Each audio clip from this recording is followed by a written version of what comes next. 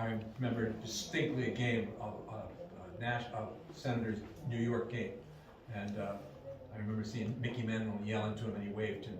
I was like 10 years old, and I couldn't come down off of the clouds, and the whole thing. But I never knew anything about how they got there, or his involvement. So I started researching it and doing the book. And rather than going through, entire his life history and stuff like that, I started to focus on a different thing. I was just telling this gentleman here. I was in my research, and I happened to look at a SABR article, and it said, blurring the color line, how Cuban baseball players broke the color line for Jackie Robinson. I started reading the guy's premise, and I'm saying, well, that's true, but I know the guys who did it for real.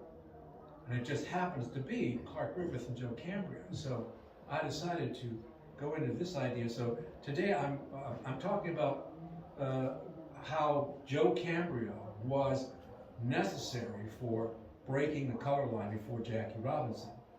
And we all know it was April 11th, 1947, when Jackie played his first major league game.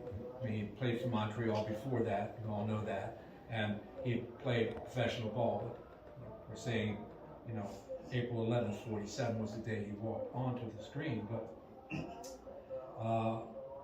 it was the first time that an African American had played baseball before, slide, Moses Fleetwood Walker, who played for the the Toledo team in 1894. I'm sure you probably know about that, or if you're... Pardon me? Was it 84? 1894. 94? I thought it was 84, okay. What I have.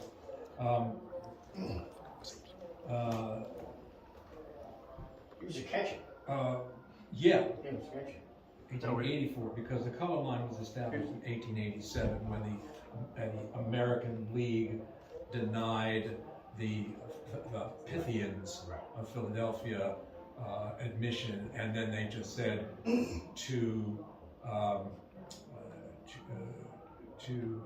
get away from anything that was political whatsoever, we're not going to admit black teams whatsoever. And so that's when the color line, or the gentleman's agreement, was sadly. Did he, real quick, didn't Fleet Walker also catch barehanded? Yes, he did. Yeah. Wasn't Welday the catcher? Welday was his brother, was also Weldy. But I thought he was a catcher. Were they both? They were both. They were both on the team, but Weldy didn't last. Yeah, but I thought Welday was the catcher. I don't think Moses was. So, the color line was breached in 1947, but wasn't really. Because as we all know, inventions such as the telephone and the telegraph were all patented before they were made original here in the United States of America. And Jackie Robinson trod in the footsteps of many tan-skinned Latin players, mostly Cubans, who performed in the Major League Baseball well before Jackie set foot on Edwards Field. Slide. Esteban Belan, I believe, is considered by historians to be the first Cuban-born player to play American baseball when he debuted with the Troy Haymakers somewhere around 1870. The two most famous Cubans, slide, were Rafael Almeida and Armando Marsans. Marsans was actually the interpreter for Almeida, and Clark Griffith actually found Marsans to be more important than Almeida. Almeida wasn't as good. Cincinnati Reds secretary Frank Bancroft was so impressed by the two men during an exhibition series in Cuba, where they were integral in a 4-out-of-5 series win against the Cincinnati Reds in 1908, that he urged manager Clark Griffith, at the time, who was managing Cincinnati, to sign these two guys. And so he signed them to the Reds in 1911, and but not without controversy. Since the inception of professional baseball's unofficial color variant in the late 1880s, organizations were loath to test the boundaries. Almeida and Marsans were most definitely of tan complexion. As you can see, he was rather dark. called swarthy at the time. That's the term in the newspapers in Cincinnati. The Reds organization went to great lengths to assure the press and the public that they were in no way of Negro blood. In order to, this is important, in order to whiten the players, and you were talking with me about this, the team expounded upon their Spanish heritage by telling the Cincinnati press they were two of the purest bar of Castilian soap ever floated to these shores. This assuaged the players, and they were welcomed into the city. This was. How you doing, guys? Hi. Come on in. Even though you're Brutus friends, we'll let you stay. Great. Until we kick you out of here. Okay. Good win last night. Yes. Rolf was on his game. Another one today. Now you both get out of here. Little late. We're talking about the pre-integration of baseball before Jackie Robinson in 1947. And the guy who did this was a scout for the Washington Senators. His name was Joe Cambria.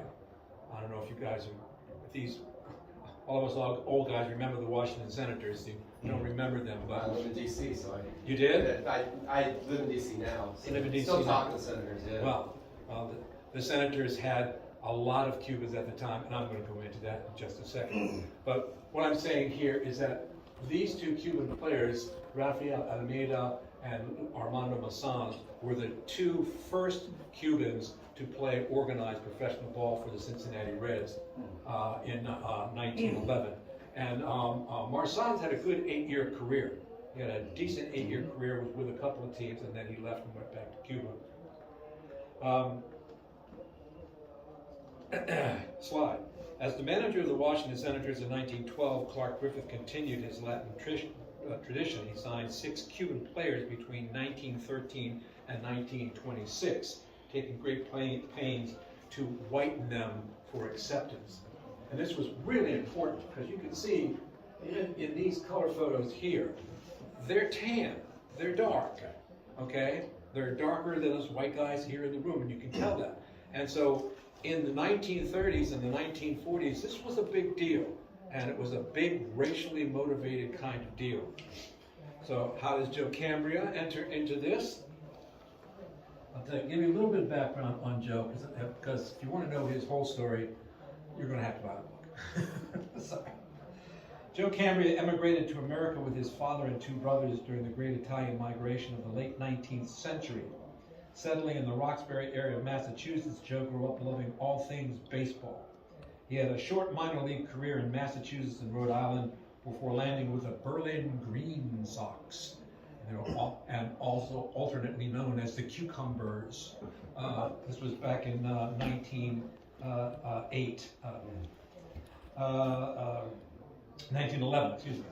A broken leg ultimately ended his short-lived career, and he returned home. He would marry in 1915 and move to Baltimore, Maryland, to become the owner of a prosperous laundry business in 1918. He owned the Bugle Coat and Apron Factory, which was right down on St. Paul, 124 St. Paul Street. I just want to interject real quick. Sir. Part of the reason I came here is my mom worked for him. Shut up! Oh no! I'll tell you more later. It was 1938, Oh, and there's some really interesting little local things that came from that. But you go ahead. oh my! Is she still living? She with us? No. Oh, I'm so sorry. But a couple stories about him. I'll tell you later. Oh, Go ahead. please! Oh, Oh go my ahead. God, that was great. I did actually get in touch with a great nephew of his Yeah. who called me out of the blue. I mean, he just got my number on the internet and sent me an email, and I talked with a great nephew, and he says, unfortunately, he was too young to know anything about his great uncle Joe, but he heard stories and he told me some stories, and it's in the book, and you have to read it. But the Bugle business became the biggest laundry business in Baltimore. Hotels, restaurants, nursing homes.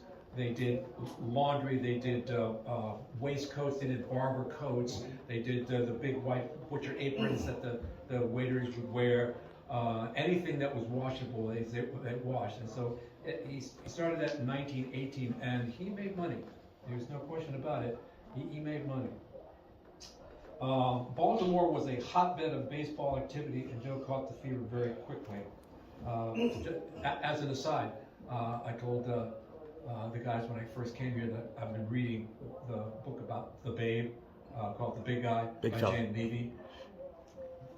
By the time that Ruth left in 1918, there were 25 baseball teams that were involved with the boys' home that they were with. 25 baseball teams. Baltimore was crazy for baseball. It was one of the biggest baseball towns in the world. In 1924, he bought and refurbished the derelict field and renamed it Bugle Field in honor of his laundry business, which the both of us are going to be involved in finding out where it is and getting a plaque dedicated to it in short order. So be on the lookout for that if you're interested. In 1928, he took control of his first ball club and named it the Bugle Coat and Apron Company 9 after his laundry business. And if you've ever seen the box scores in 1928, they were like this big, and so they were quickly shortened to the Bugles. So they were called the Bugles. It was during that time managing the Bugle teams that he let Clark Griffith's nephew Calvin catch for his team for a while. And from what I understand, he was a bad catcher. That became a lifelong friendship that provided both men the opportunity to plumb the depths of baseball riches in Cuba. Cambria's first ball club was the Hagerstown Hubs of the Class D Blue Ridge League in 1928. In 1932, he bought the Baltimore Black Sox in the middle of the Depression, where nobody was making any money. Why he did that, I don't know. They were in the Eastern Colored League, and he continued buying minor league clubs until 1940. In his lifetime, he owned, managed, or controlled teams in every minor league classification from D to AAA. So he stayed in minor league for his entire time, and he made his money buying and selling players. And he got lucky. When you read the book, you know, one of the things was Babe Phelps. I don't know if you've ever heard that name before, but big, huge monster catcher, but a big hitter, who he had in his Albany team in 1928, sold him to Clark Griffith and made a ton of money. So he made a lot of money peddling flesh, buying and selling, you know, a lot of players. And, you know, if they made it to the league, if they made it, they made it. If they didn't, they always came back to his team, and he had them for a little while longer. Cambria's first professional Cuban signee was Ismael Morales, an outfielder from Alex Pompez's New York Cuban Stars. Morales had a respectable minor league career, but he never made it to the majors. He urged Cambria to go to Cuba and see the players there, particularly a short, powerful infielder named Roberto Estalella. That's him shaking hands with the Cuban ambassador. Estalella, who was battling over 700 for his semi-pro sugarcane team at the time, turned out to be the real deal. Cambria signed him to his Class AA Albany Senators in 1934. After finishing batting .318 with 18 home runs for the Harrisburg Senators in '35, Estalella earned a September call-up to the parent club, the Senators. With his all-out hustle style of play and his endless chatter on the base paths, he soon became a fan favorite. They even went so far as to call the Washington Post and ask if Estalella was going to be playing, because people came there strictly to see him. They had never seen a guy that would chatter on the base paths. He did the Jackie Robinson jumping back and forth between the bag, that kind of stuff. And Cuban baseball at the time was all slap and single. Was all bunt, slap, single, get on base, steal second, steal third, steal home. Because Cuban players were small. They were 5'6", maybe 5'8". Later they became bigger, but we'll talk about that in a while. So they really developed inside baseball big time in Cuba, and that's what they played back then. The forever cash-strapped Clark Griffith, who was very, very parsimonious, was always in need of good players, but never able to afford any quality stars. Joe Cambria arrived at just the right time to provide Mr. Griffith with good quality, cheap talent, in most cases by the busloads. Throughout the decades of the 30s, 40s, and 50s, Cambria would bring between 10 and 20 players to Senator's spring training camp in Florida. I got a great quote in my book from Jim Cott, who said that when they first came to Minnesota, they had the TC logo on their hats.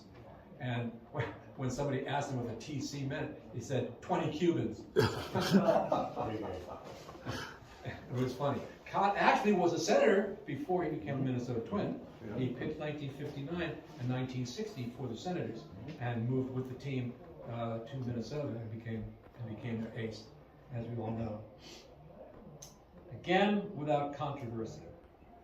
Although they may have been whitened into acceptance into segregated Major League Baseball, this did not preclude them from the taunts, catcalls, and derisions they suffered at the hands of the fans, the opposing team, and in some instances, from their own teammates. They were, of course, called the N-word frequently. They were served an endless stream of beanballs from opposing pitchers and numerous spikings on the base path. There were many racially motivated altercations during games, both physical and verbal. But for the most part, however, the Cubans remained complacent and jocular, accepting these reactions at the price to pay for Major League Baseball, playing baseball. One interesting story. Adolphe Luca, I don't know if you've heard that name before, or Adolphe Luque, I've seen the name, but I'm not sure. L-U-Q-U-E, Adolphe Luque. It's a pitcher for the Giants, and he pitched against the Senators in 1933, where they lost to the Giants. Well, during that season, of course, he was called the N-word. They were riding him, they were going crazy all over there, and this is in the book, so this is for free. He had had enough of it in the middle of the game, and he put his glove down on the mound, and he charged right into the dugout, picked up a bat, and smacked Casey Stengel right in the mouth. Unfortunately, it wasn't Stengel who was riding him, it was the guy next to him. I know, but he didn't see him. But Stengel got smacked right in the face by Adolphe Luque. Luque didn't take any shit, okay? Yeah. He was not going to put up with the catcalls. He was a good pitcher. He had a solid major league career, and if you look him up on your phone, you find out that he was one of the best Cuban players of the 1930 vintage era. Slide. Joe Cambria became most important to Mr. Griffith and the Senators during the years of World War II, almost single-handedly saving the team from extinction. The Senators seemed to suffer the most attrition during the war years, losing 13 of their top players to the draft between 1942 and 45. They lost Farrell, they lost Chase, they lost Eddie Yost, they lost so many players, their first string players. Cambria was able to provide more than adequate replacements with the Cuban contingent, so much so that in 1943 and in 45, mark your calendars, you won't believe this, they actually finished in the first division for the first time in almost 20 years. After 1945, never again did they ever make it to the first division. They were cellar dwellers for the rest of their lives. The Cuban players provided good play and fan entertainment. However, there just was not enough pop in their bats to provide runs. Even with his myriad Cuban players and some excellent American hitters, the Senators languished in the league cellar throughout the 40s and the entire 50s, never finishing higher than 5th place. The Senators would finally desegregate in 1954. Excuse me. This is Alejandro Carasel, who was the first. Did I skip something? He was the first Venezuelan player to play for the Senators. And this is Estelea Carasel and Roberto Ortiz. Now, take a look at this. That's Roberto Ortiz, who's actually 6 foot tall, which was amazing for a Cuban at that time period. And Ortiz was a monstrously huge hitter. He was a very, very good hitter throughout the 30s and the 40s. Unfortunately, during 1944, which you'll read in my book, when the the Pascal, not Camilo Pascual, that's my next book, the Pascal brothers started the illegal Mexican League. A lot of American players jumped, and that's a great book, by the way, if you want to read that. Ortiz jumped to the Mexican League for a couple of years to play down there, and then realized that it was really, really bad, and he came back home to the Senators. But he was important, Ortiz was important to the Senators during the 40s because he did give big bat to the Senators during the war years. Is that Chico? I'm sorry? Is that Chico Carrascal? No, That's a different no, one. Okay. Alejandro Carousel, Chico Carousel was after him. I do not believe that there is a relationship between the two. Yeah, I just heard of him. Yeah. White Sox and Orioles. Chico was a shortstop, Yeah. if memory serves. Yes, it was.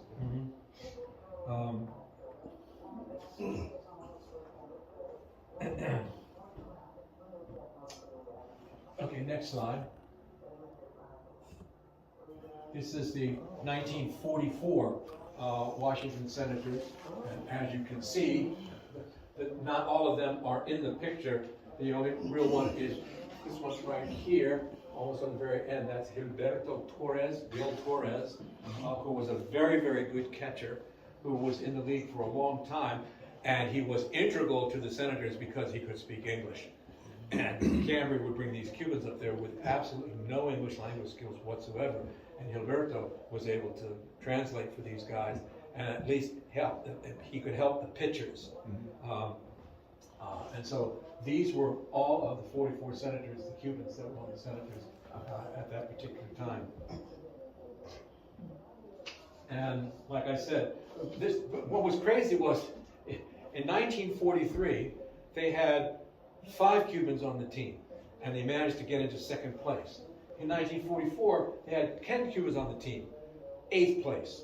1945, Griffith said, this is crazy, we can't have this many people, so there's only 3 or 4 players that were on the team, and they wound up almost tied for first place. Last day, the year they lost to Detroit, and they were in second place. But that was, like I said, 1945 was the last time that they made it to the first division.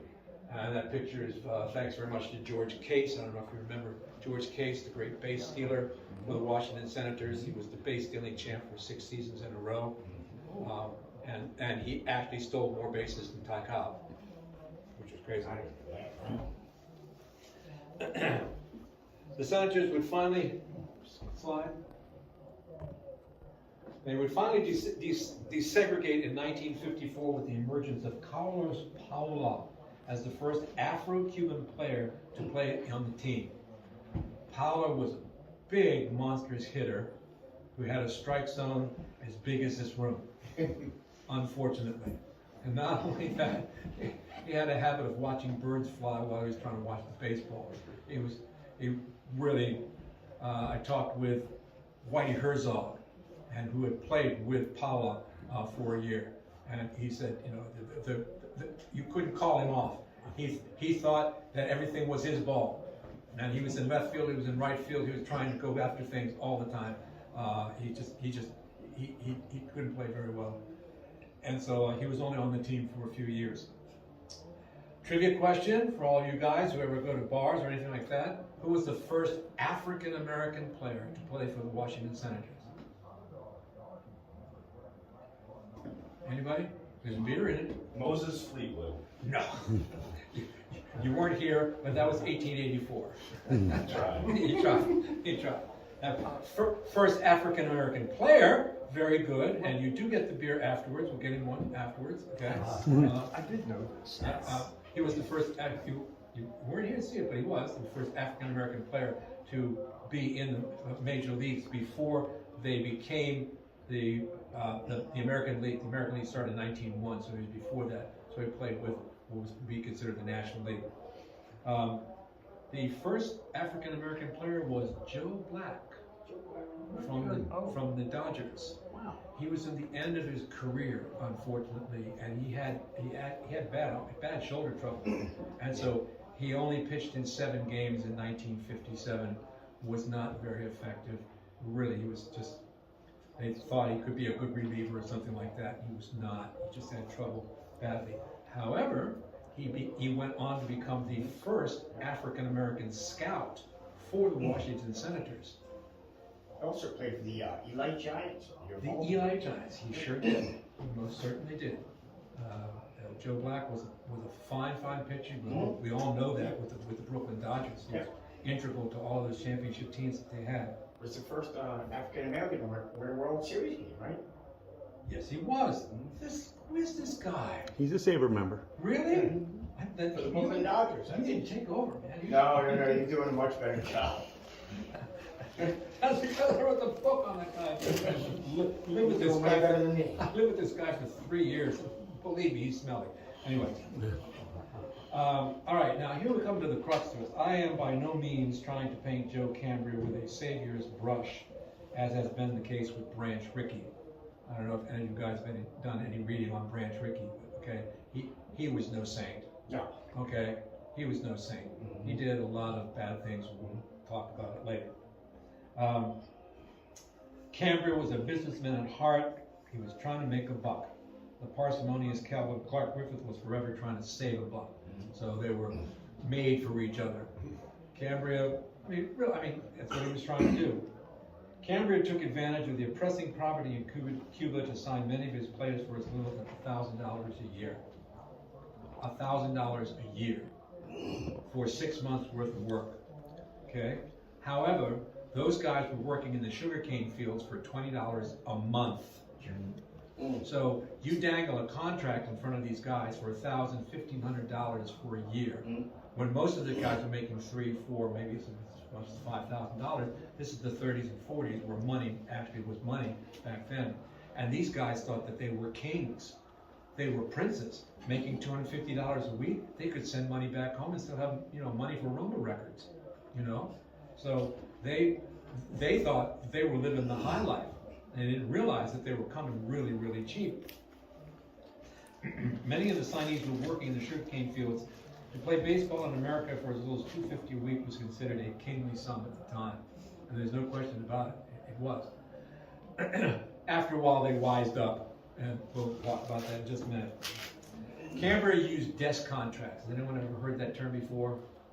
All right. A desk contract is simply you sign a blank piece of paper, blank contract. It says you're going to play baseball for line, and you're going to be paid the sum of line, and you're going to play from line until line, and these guys would just sign their name. They didn't know anything about it.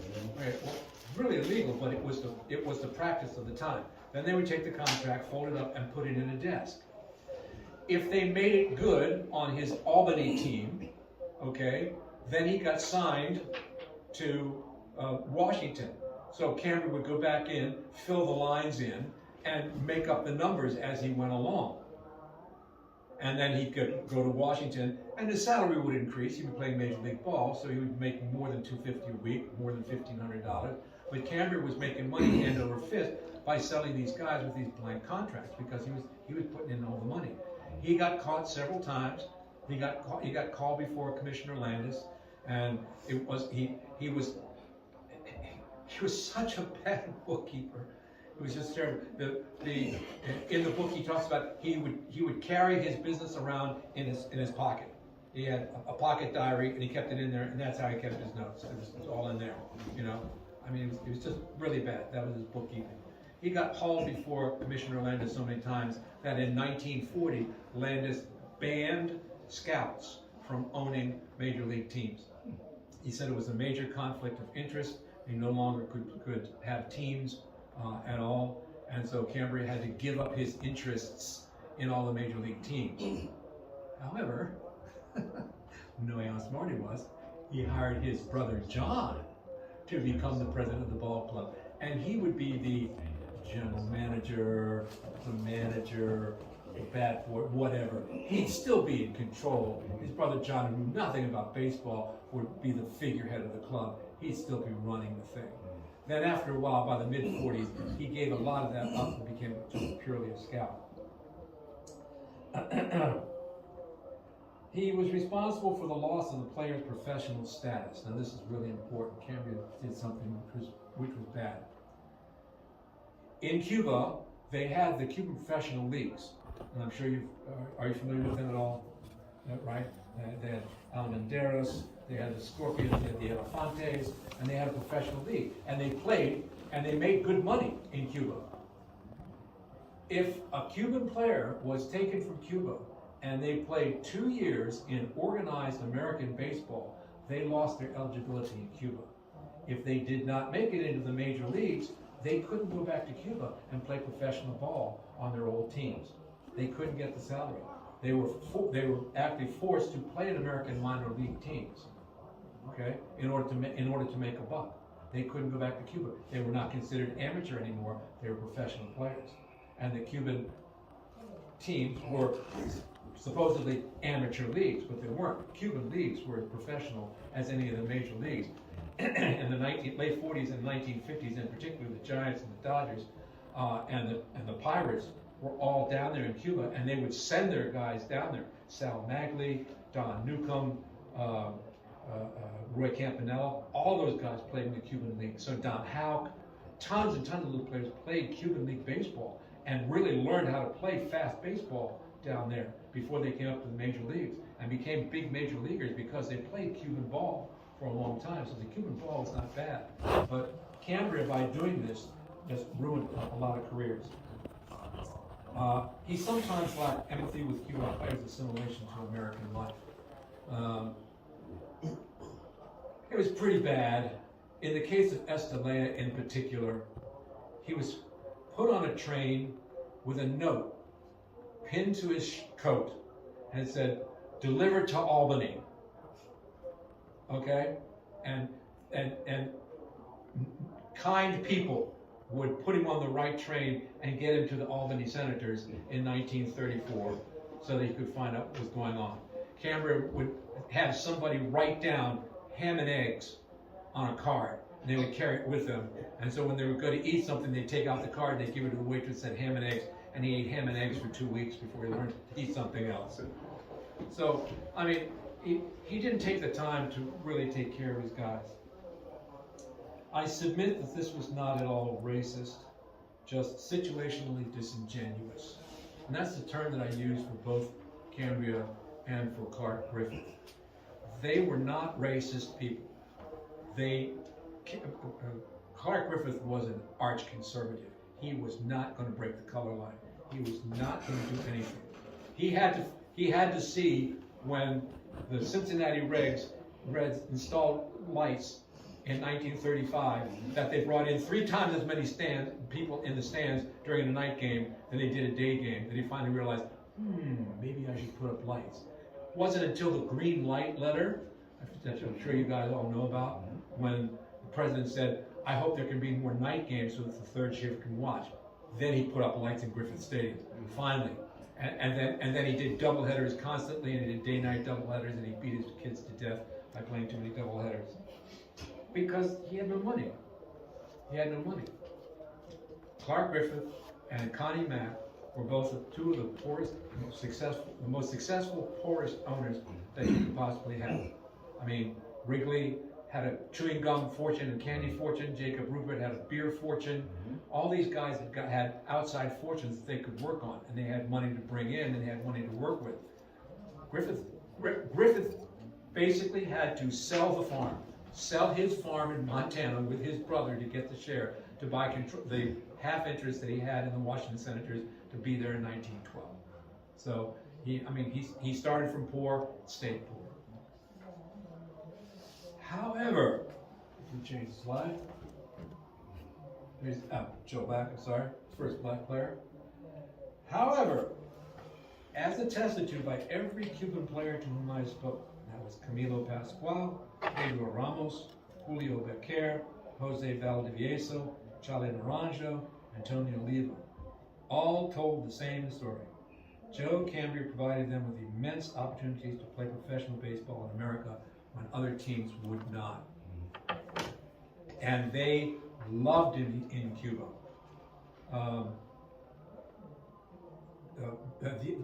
Who's Moises Alou, who's the daddy of the Alou family? Moises, right? Felipe. Felipe. He said they should erect a statue of Joe Cambria in Cuba for what he did for Cuban baseball to get kids out before Castro shut down the island in 1960. He got so many kids up to America to play American baseball. Even at $250 a week, even at $1,500 a year, they got out of Cuba, they got out of the crushing poverty, they were able to make lives for themselves. The opportunity was life-changing for all the players involved, even for those who signed who did not reach the major leagues.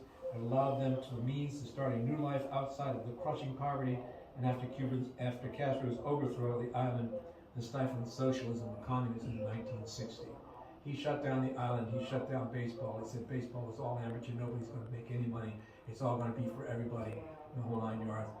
And he just destroyed the Cuban leagues, whatsoever. Even though Castro was supposedly scouted by Cambria in 1944 when he was pitching for Havana, the University of Didn't he have Havana. some kind of connection to the Orioles? Who? I heard it, Fidel Castro as a pitcher.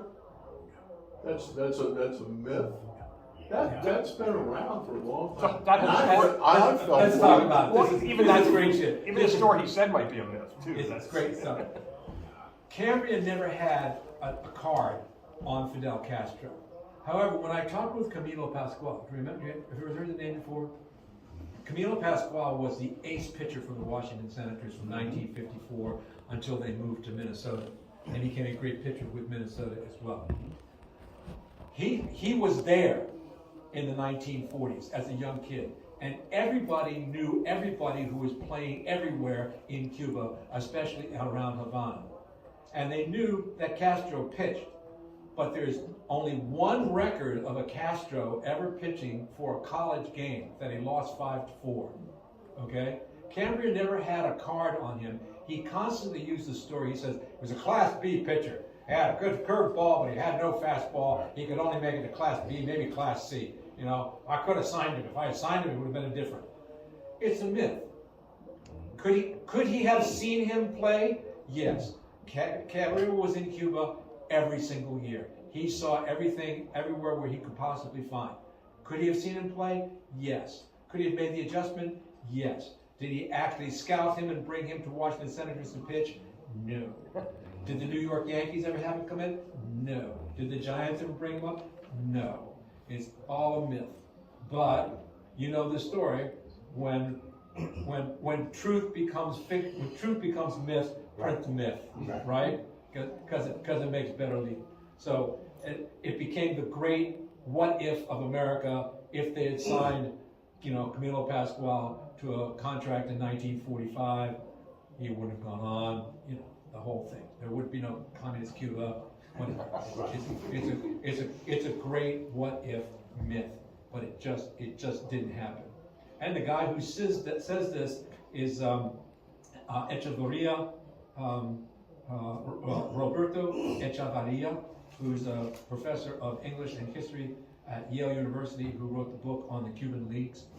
And if you ever read that book, he says that unequivocally that it was a myth. The Orioles had a Batista though, right?